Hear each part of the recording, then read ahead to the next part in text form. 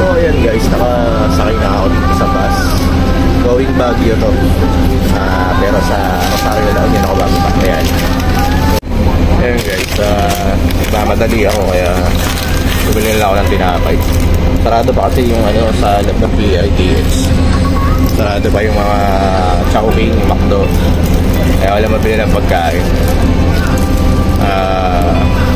5:50 na, so alas 6 daw aalis tong bus. So ito, kakainin ko muna itong tinapay. Tapos may baon akong kape. Ayan, ayun yung CR. Ang liit. Pasok ka dyan sa loob. Ganda ng bus. Ayan. 2,000 years later. So ayan guys, andito na Rosario La Union. So ayan, bumaba muna ako dito sa may Clean Fuel. Katabi ng safety. So ayan, at maaga pa pero mag-early lunch muna ako. So ayun, meron dito nakita ko ditong Macau sa Tapaking. So dito muna ako sa Tapaking at kakain muna kapag lunch. Yan dito. So ayan guys, mag-early lunch muna kami dito sa Tapaking, dito sa may Rosario, habang iniintay yung kausap namin na seller ng walis. Ayan, may padanggit pala dito. One eternity later. So ayun guys, ito sakay na naman ako ng bus pa uwi kasi hindi ko nabili yung kotse na tinignan sa La Union. Tagal ko kausap kagabi ng seller. Dami kong tinanong sa kanya na detalye tungkol doon sa kotse niya.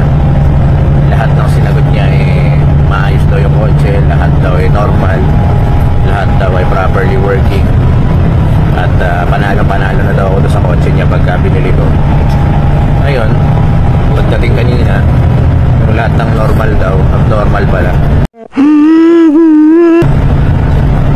So, ayan, turns to experience. Yan talaga. See you on the next.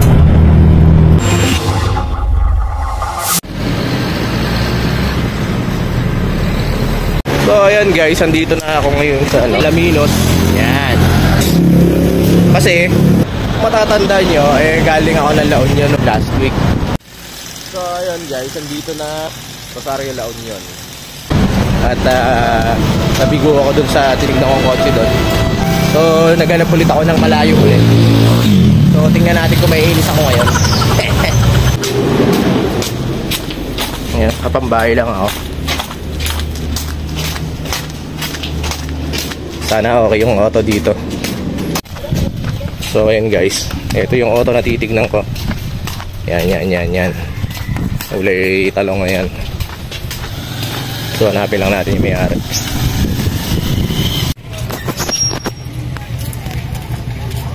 A few moments later. So ayan guys, medyo may kailangan ipaayos dun sa GSR na tinignan namin kanina, yung kulay talong. Kaya hindi namin naiuwi ngayon. Okay na sana siya, okay yung makina. Medyo marami lang kailangan buuin sa loob. Since tsaka napansin ko na yung radiator hose niya ay kailangan palitan. So mahirap i-risk na itakbo ng malayo, kaya hindi namin kinuha. So Sunday pa ngayon, kaya walang open na auto supply. Tapos ito, nadaanan namin tong Hyundai Getz na to. So tinignan din namin. Ayan.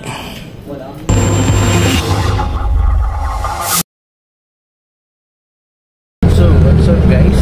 Ito yung continuation ng vlog ko nung naghahanap kami ng kotse para dun sa anak ko.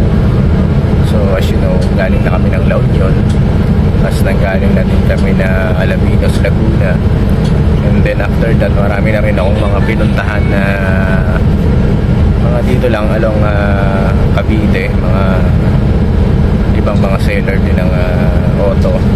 So ngayon may nakausap ulit ako na isang seller ulit ng Lancer GSR dito sa may bandang Quezon City.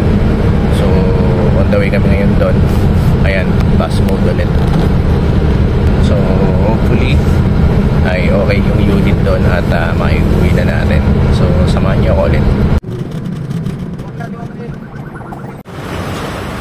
ngayon guys, andito ako sa EDSA. Pupunta ako sa sakayan ng papuntang West Avenue. One eternity later. So, ayan guys, nakagaling na kami doon sa seller ng Lancer GSR dito sa may Quezon City.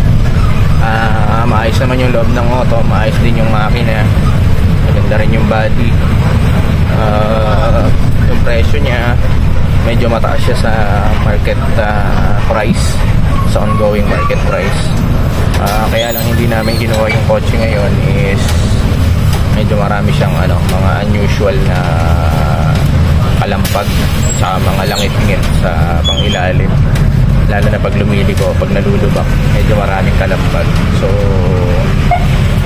ang point ko kasi dito is pwede ko siyang kunin dun sa presyo ng seller kung wala nang mga ipapagawa. Kaya lang sa tingin ko medyo maraming ipapagawa sa pangilalim, so yun yung naging deal breaker. Again, kung sa makina, kondisyon ng makina, aircon, paint job, yung loob maayos siya, yung pangilalim lang talaga. So ngayon ay pupunta naman kami ng Las Piñas, and may titignan naman kami doon na Honda Civic naman. So dito kami sa EDSA ngayon. Ayan, medyo malakas yung ulan, so samahan nyo ulit kami. So eto na guys, finally nakabili na kami ng kotse para dun sa anak ko. So Honda Civic, so nabili ko sila kay Sir Wilbert. So ayan, thank you Sir Wilbert. Thank you din po sa pagdahil dito sa Las Piñas na Lancinco, and hopefully ma-enjoy niyo po yung sasakyan ko, din pakingayatan na lang din po and enjoy and have a safe ride. Yeah. So guys, ito na yung nabili namin finally. Nakabili na rin kami ng kotse para sa anak ko. So ito, it's a 2000 Honda Civic. So after ang napakadaming pagdayo namin sa iba-ibang lugar, ay finally nakabili na ng auto.